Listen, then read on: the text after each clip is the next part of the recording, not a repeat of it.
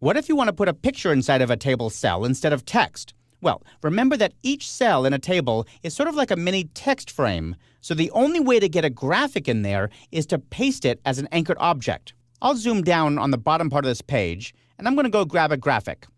Choose the File menu, choose Place, and then go grab one of these pictures. I'll drag out a small frame over here to the side of the table. In general, when you are placing pictures inside of cells, you want to make sure they're small.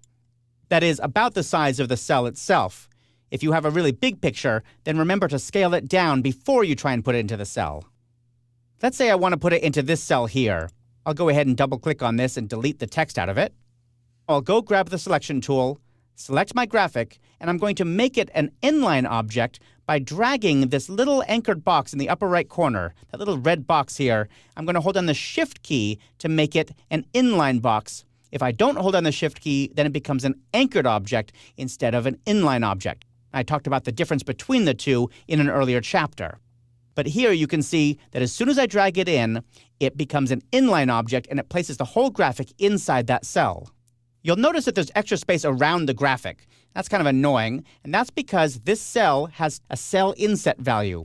So to get rid of that, I'm going to double-click inside the cell itself. That switches to the Type tool and allows me to get to the Cell Options dialog box. Table, Cell Options, Text. We can see that the cell insets for this cell are all set to 4. We want these to be 0, so I'll simply type 0 into the first field, and then I'll click on this little link button to make them all match. The other thing I'm going to do is turn on Clip Contents to Cell. That means when the cell is smaller than the graphic, it will clip it down, much like an image gets clipped or cropped inside of a graphic frame. The last thing I'm going to do is get rid of this extra space on the right side.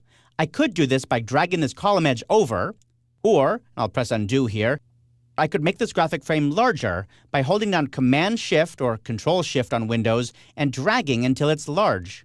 Notice that I made it larger than the cell, and yet it's clipping. That's because we turned on that Clip Content to Cell checkbox. But this cell and its whole row is much too large now. Let's go ahead and make it smaller. By selecting the row, I double-clicked here to switch back to the Type tool. I'll click out on the left to select the whole row, and I'm going to change the height to exactly a smaller amount. Let's say 60 points. But this cell and the whole row that it's on is just too big, so I'm going to make that smaller by cropping this slightly differently. I simply change the height of the graphic frame, and that changes the height of the row. Of course, to move the graphic inside here, I can double-click on it. That grabs the image, and then I can click and drag until it looks the way I want. Let go, and that looks pretty good. Our table is done at last. But wait, someone just emailed us with some new updated information. What are we going to do? Well, in the next movie, we're going to look at how to take data from Excel files and even get that data into our finished table without having to start over from scratch.